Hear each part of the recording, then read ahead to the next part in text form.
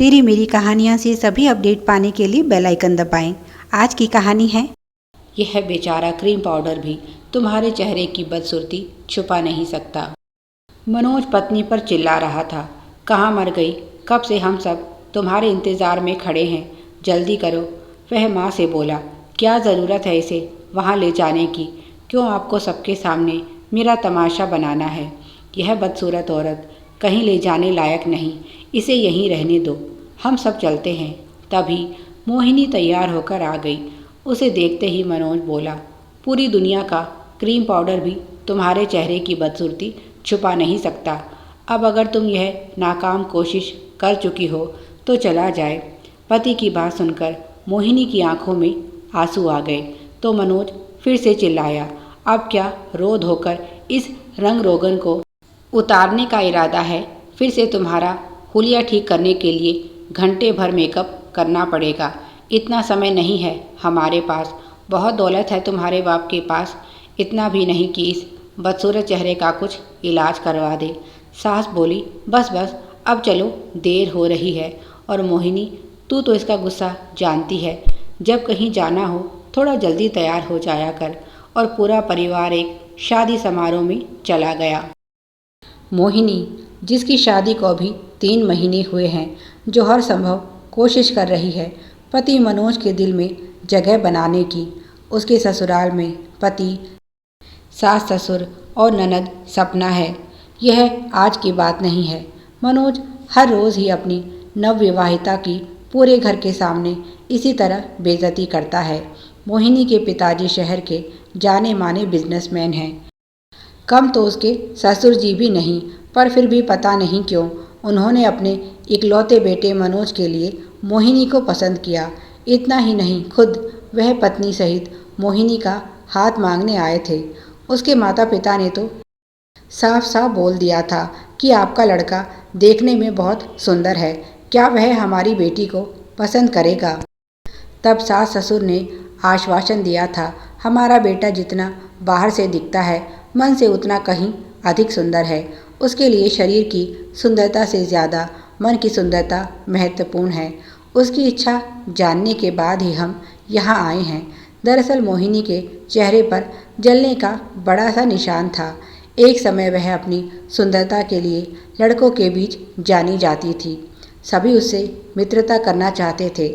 उसका राहुल नाम का बॉयफ्रेंड भी था और जल्दी ही दोनों की शादी होने वाली थी। पर एक दुर्घटना में राहुल की मौत हुई और मोहिनी बाल बाल बची। उसका चेहरा बुरी तरह से झुलस गया था। काफ़ी इलाज के बाद वह ठीक हुई।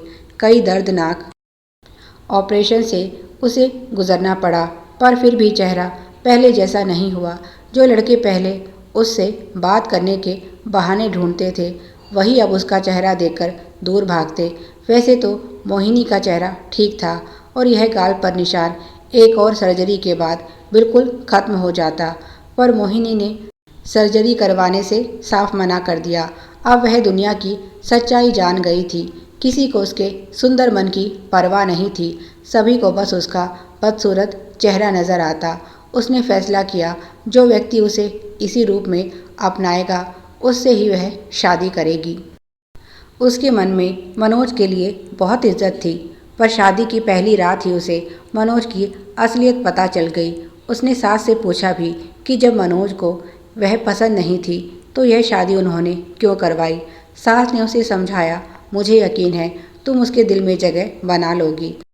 तुम्हारी असली खूबसूरती जो हम देख सकते हैं, एक दिन वह भी ज़रूर देखेगा।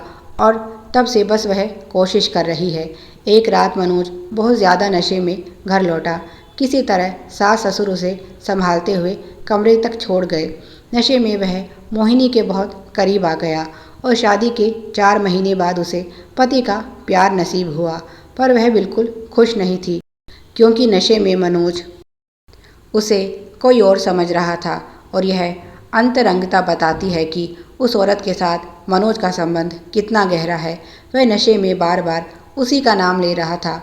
अगली सुबह हिम्मत करके मोहिनी ने मनोज से पूछा, यह शगुन कौन है जिसका नाम आप कल रात नशे में बड़बड़ा रहे थे? एक ज़ोरदार तमाचा उसके चेहरे पर आकर लगा।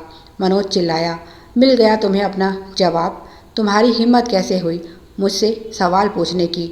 शगुन मेरी गर्लफ्रेंड है और हम दोनों के बीच पति पत्नी वाले संबंध हैं और जल्दी ही मैं तुमसे छुटकारा पाकर उससे शादी करने वाला हूँ।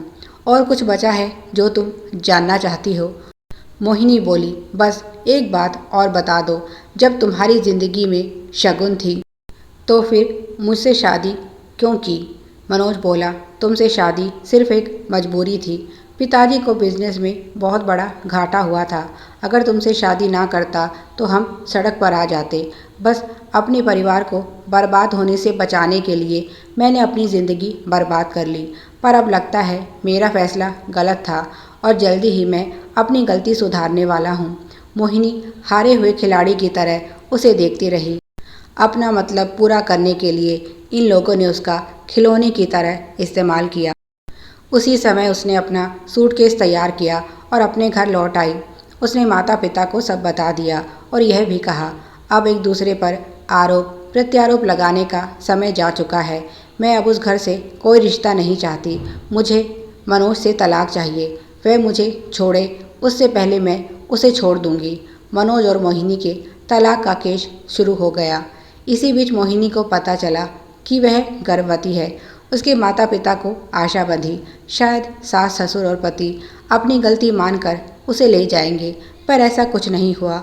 मनोज पर माता पिता ने दबाव तो बहुत बनाया। तू तो उसे बदसूरत कहता था, फिर अब उसके पेट में यह बच्चा कहाँ से आया? मनोज बोला, सिर्फ एक बार नशे में गलती हुई है मुझसे, उसके लिए मैं पूरी उम्र सज़ा नहीं काटने वाला। अगर आपको लगता है कि मैं मोहिनी को फिर से घर में ले आऊँगा तो भूल जाइए। माता पिता ने उसे समझाने की कोशिश की। जो हुआ उसे भूलकर माफ़ी मांग ले। मोहिनी के माता पिता से पूरी उम्र तुझे सहारा रहेगा। अब तो बच्चे की खातिर शायद वे तुझे माफ़ भी कर दें। सोच, उनका इतना बड़ा बिजनेस एक दिन तुझे ही तो मिलेगा। बाहर चाहे जितनी मौज मस्ती करना, कौन तुझे रोक रहा है? पर उसे इस घर के खूंटे से ही बंधी रहने दे। तेरे साथ साथ तेरी आने वाली पीढ़ियां भी मौज करेंगी। थोड़ा अकल से काम ले। इस प्यार व्यार के चक्रों को छोड़कर भविष्य की चिंता कर। और तेरा भविष्य जितना मोहिनी के साथ सुरक्षित है उतना किसी और के साथ हो ही नहीं सकता। पर मनोज नहीं माना। उसने मोहिनी को तलाक देकर शगुन से शादी कर ली। इधर मोहिनी को प्यारा सा बेटा हुआ और वह अपने बच्चे का साथ पाकर आत्मविश्वास से भर उठी। माता पिता और नन्हा सा रिंकू उसकी दुनिया थी। सब कुछ भूलकर उसने नई शुरुआत की। इधर शगुन उस घर को वारिस ना दे सकी तो सास ससुर के साथ साथ मनोज भी उससे किनारा करने लगा। कुछ सालों में ही प्यार व्यार सब जाता रहा और घर में आए दिन इस बात को लेकर झगड़े रहने लगे। घर में मनोज की तीसरी शादी की बातें होने लगी, पर शगुन इतनी आसानी से उसे छोड़ने वाली नहीं थी। इधर एक बार फिर से कारोबार में बड़ा घाटा हुआ और उसके ससुर जी चल बसे।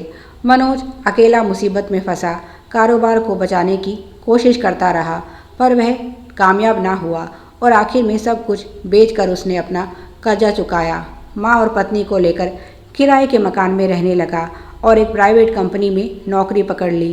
जीने के लिए काम और पैसा दोनों की ही ज़रूरत थी। शगुन भी नौकरी करने लगी और जल्दी ही अपने ऑफिस में काम करने वाले 2 बच्चों के पिता एक विधुर से उसकी नज़दीकियों की खबरें बढ़ने लगी। मनोज अब उसके साथ मारपीट पर उतारू हो गया और एक दिन परेशान होकर शगुन भी उसे छोड़कर उस दूसरे व्यक्ति के पास चली गई। एक दिन उसकी कंपनी में बहुत बड़ा समारोह था।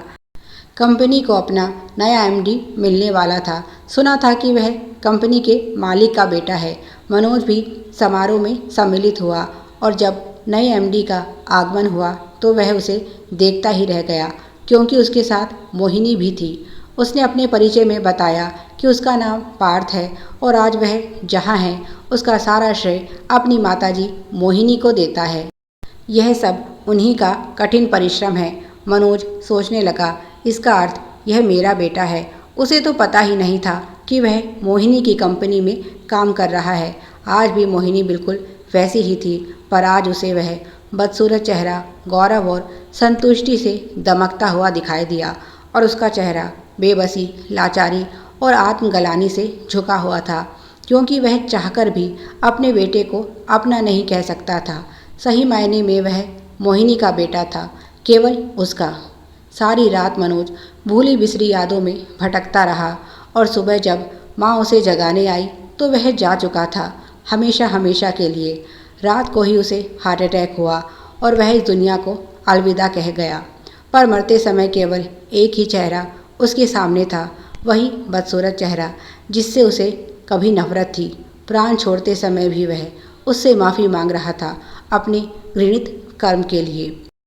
सास ने मोहिनी को भी इसकी खबर भिजवाई, क्योंकि बेटा होने के नाते उस पर पिता को मुखाग्नि देने की जिम्मेदारी थी।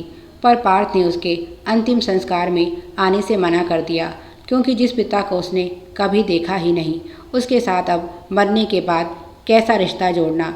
और मनोज ने जैसा किया वैसा ही फल उसे भुगतने को मिला। उसने कभी पत्नी और बेटे को लावारिस छोड़ दिया था, आज उन्होंने भी उसे बेगाना कर दिया। प्यारे दर्शकों, आप सभी की सुविधा के लिए चैनल पर सैकड़ों कहानियाँ विभिन्न प्लेलिस्ट के रूप में उपलब्ध हैं, उन्हें भी पढ़ें और अपना प्यार दें। Please like, share and subscribe. Thanks for watching.